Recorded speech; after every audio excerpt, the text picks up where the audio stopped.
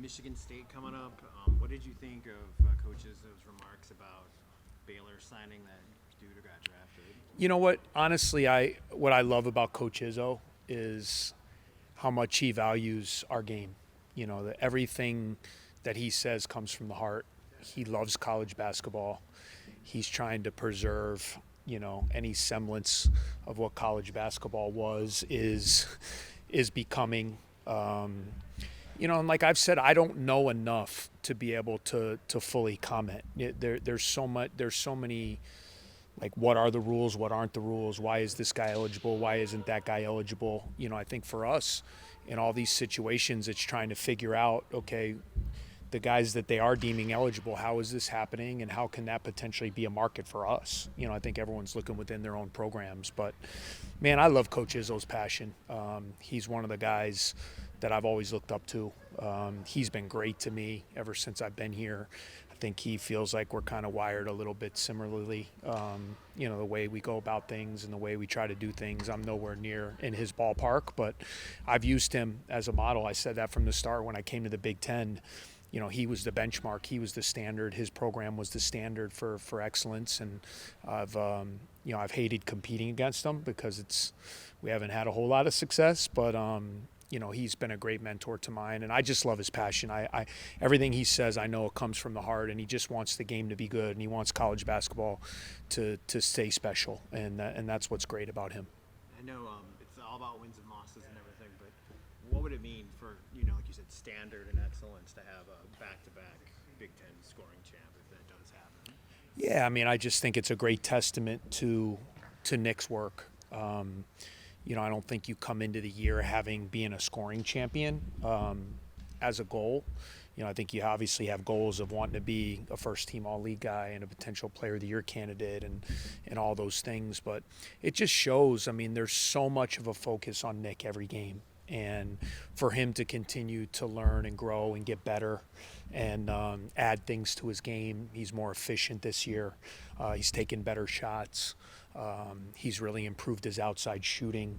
So there were things people were trying to do to him maybe last year at the end of the year that he saw and he tried to improve upon as we get into this year. And now the goal for us is to continue to give him enough help out there. The way he can continue to have space and be aggressive is if other guys keep it honest. And that's where, hopefully we can start shooting the ball a little bit better. We haven't shot the ball great from three, in my opinion, for what I believe our shooting is. And, we've had consistent scoring from AP down low, but, I think our perimeter's kind of been hit or miss, and that's the stability we need kind of to help Nick. Because as you go, every coach in our league is really smart and really good, and they're going to try to do everything in their power to get the ball out of his hands and make other people beat him. So that's where we got to have the confidence in other guys to really step up and be ready to help out. Coach, on the defensive side, after Minnesota on Saturday, you mentioned that the pick and roll is kind of what killed you guys in the late game. Michigan State obviously has a lot of talented big men in Kohler, Carr, Cooper, and then Jeremy Fierce Jr. I agree. So how do you adjust from a personnel standpoint, also a scheme standpoint? Yeah, honestly, it was very disappointing to see our late game defense. We watched, because it wasn't the whole game. It was really the last 6 minutes. We actually had it up in the Minnesota game. They were sitting at 58 points with 6 minutes to go, and they finished with 84. So we gave up almost 30 points in the last 6 minutes of the game. And a lot of those were uncontested layups and dunks at the basket, which just can't happen. And some of it was poor execution of our scheme. Some of it was effort. Some of it maybe was fatigue in certain areas and competitive will. And those are all things we address. And obviously we continue to practice. And we know, going in every game, that's what you do. You look and just try to see where teams maybe have weak spots and you try to exploit them. So, we've spent time. We've had a couple days of practice. We've watched. We've tried to grow in those areas. And the key is, you can't just practice it. You got to go out there and do it under pressure against really good players. But you're talking about, as good a point guard as there is in terms of an old school. Jeremy Fierce, he's like what point guards were when I grew up playing. He runs a team. He's tough. he'll set the table. He can score if he needs to, but he wants to get others involved, and he just brings a toughness. He's a heart and soul of their team. So as good as those other guys are, to me, he's kind of the key that does everything. So if you look at the games maybe where they didn't do as well or it's because the other team had success against him. So we can't allow him to live in our paint. We can't allow him to just set the table and get guys lob dunks, the transition game, get Kohler and Cooper involved in the pick and roll stuff. So we got a big challenge ahead of us. I mean, there's a reason why they're one of the top teams in the country, and they're hard nosed and physical and tough, and it's going to be a really good challenge for our team. Kind of go more into like what the mentality is like going into this road trip. Obviously, Yeah. starting Big Ten slate home. Yeah, right. Like, where are you seeing mentally as a team? Yeah. I think sometimes when you look at what you've gone through, throughout there's been times we've gotten off to really hot starts. And something that really helped me was I was actually watching our film against Michigan State last year. And, they came in here and kind of handed it to us at home. And when we lost that game, we went to 1-4. And, so sometimes you forget, and it can be magnified a lot when you lose your first few games in a 20-game league schedule. Things could maybe appear more grim than they are. And the reality is I want our guys, look, we got to learn how to finish games. We're kicking ourselves because we feel we should be 2-1. We had 2 home games where we had a 7-8 point lead in the second half. You got to finish those games. But the reality is, we just got to stay the course, and we got to keep fighting, and we got to keep positive vibes. You can't allow, the doomsday is here because, we let a game slip against Minnesota that we should have won. And everybody in our league is good. And you just got to go out there and compete, but you got to you keep your mentality the same. You got to continue to work, continue to grow, continue to get better. But it's hard when, you lose a couple, you feel like it's been forever, man. When can we get a win? And because that's the nature of what we do out here. But, to keep things in perspective, man, we got a lot of basketball. And right now for us, we just got to find a way to win one, right? And then hopefully use that as momentum to win a second. And understand that you're going to be judged by what you do over 20 games. And, we were able, last year was a perfect example. We lose that Michigan State game. I think we had Maryland coming in at home, who was top 25 team, Sweet 16 team. And we found a way to win that game, and that kind of spearheaded some momentum, which, until Jalen Leach and Brooks end up going down, we're a couple games away from being in the tournament, even after being 1-4 to start. So, we just got to stay positive. But that being said, really address the things that have hurt us late in games that have not allowed us to pick up some of these wins. We've obviously facing a different test against this. Yeah. Yep. What things could be the key to doing damage? Yeah, I think you have to match their physicality. They're just one of these teams, man. You know what you're going to get with Coach Izzo's team. They're going to be physical. They're going to try to take you off your cuts. They're going to try to be physical in screening actions. They're really, they got a lot of veteran guys. Their 2 big guys are 4-year guys, seniors, in Kohler and Cooper that know the system. They know where they're supposed to be. Fears, as an older guy. Cohen Carr now as a junior. They're not playing a lot of freshmen out there. They got veteran guys that know the system, know what they're supposed to be doing. And, that's a big reason why they're as good as they are, is their toughness and their discipline. I think when you play them, like even last year, our game, it was kind of hanging the balance. And then we had about a 6 to 8 minute stretch where, we didn't score, and the game went from tied to down 18.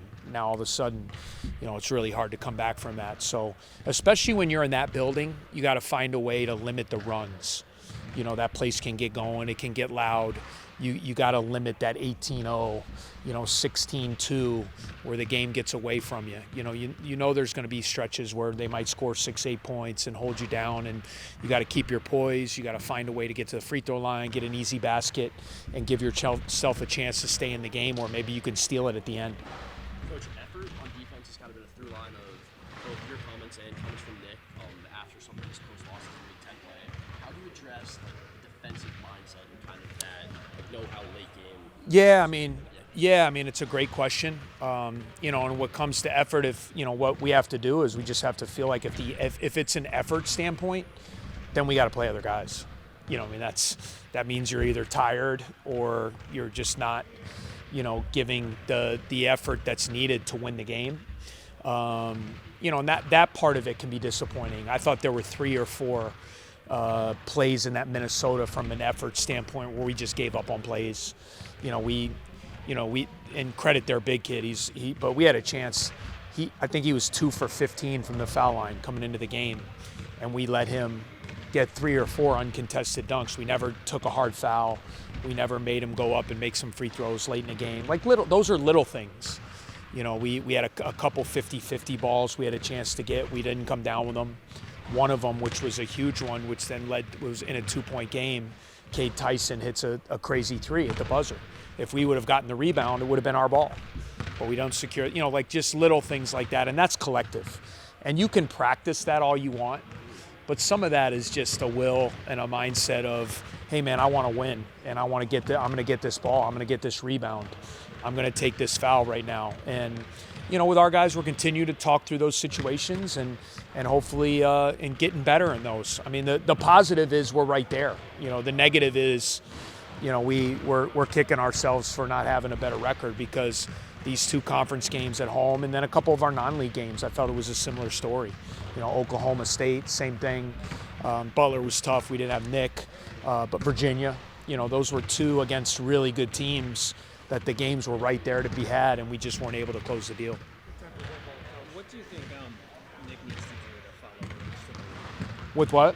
To follow Brooks to the league. To follow up with the league? No, to follow Brooks to make it to the league. Oh, what does Nick need? I mean, he's just got to stay the course and keep getting better. So much, the NBA guys value what Nick brings, you know, just like they did Brooks. You know, I mean, that Brooks got numbers, but, you know, in the NBA, you have some star players, but 90% of the guys in the NBA are role players.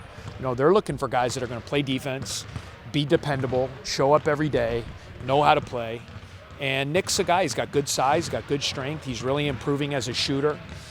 He's going to battle you. I mean, he's going to have a great chance to be in it, just like I knew Brooks would. And, you know, I think the key for Nick and is just to let that play out because that'll take care of itself and not play in college thinking about I got to show this or I got to show that.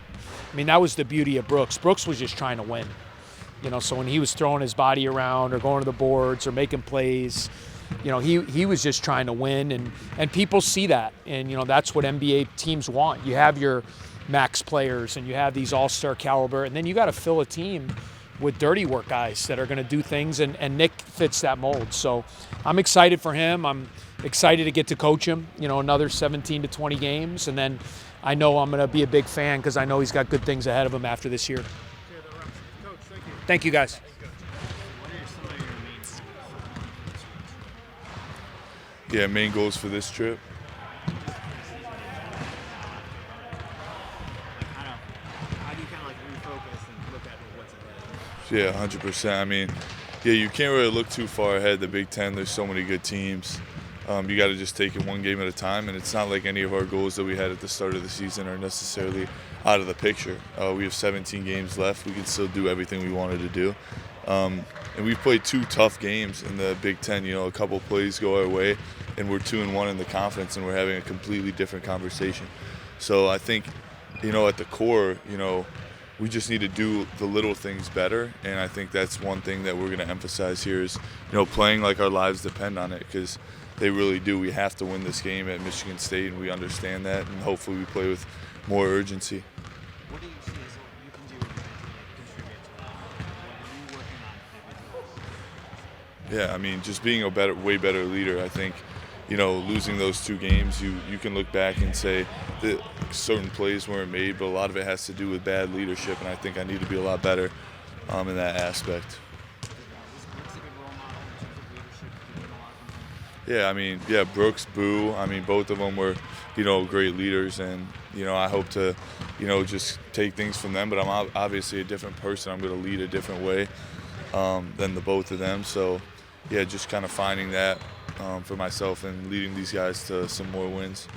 Kind of early on in the Big Ten slate, like a couple guys on the team maybe transferred in from schools like non-Big Ten schools or freshmen kind of getting into the team. Like, what do you kind of tell them these kinds of road trips or Big Ten to a place like this? Yeah, I mean, yeah, it's definitely. I mean, these guys have played in big games before, like our transfers. You know, and Trey obviously playing in the state championship. That was a sold-out arena, NBA arena. So these guys have been, you know, in atmospheres such as the one we're going to go into tomorrow. But yeah, the Breslin's definitely a little different. Gets real rowdy in there, and you know, something we've been really honed in on, just being super solid and focusing on stability, and that's something you need when you go on the road in the Big Ten. You need that stability. You need to hang on your fundamentals, all the things you worked on in the off season, and yeah, I think these guys are ready. Yeah, on the subject of leadership, we've talked a lot about how important it is for you to instill toughness and discipline to this group of veterans on this team. How do you go about instilling that defensive mindset, especially? Yeah. Yeah, it's definitely hard because in the past I've been more of a role model by my actions. And you know, with these new guys and these young guys, we haven't really had much of a voice, and yeah, I just need to be way more of a voice, you know, during the game especially, you know, to get these guys riled up in very important pivotal moments, you know, that they may not notice. But I played in a ton of games. I have pretty good awareness of time and score, and making sure that guys know, you know, the time and score and what they need to be doing and how important getting a stop may be is. I think that's huge for my growth as a leader. Most confident?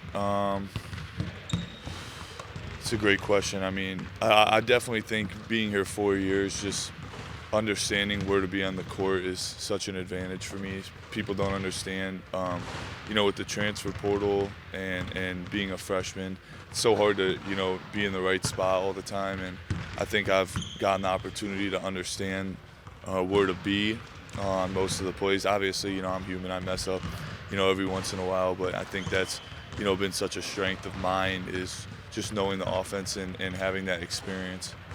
You and Coach still keep up with the Renberg rivalry? I mean, not as much really. I'm a little, you know, far from those days now. But you know, every once in a while, you know, he'll find something to tick me off. Yeah. Thanks.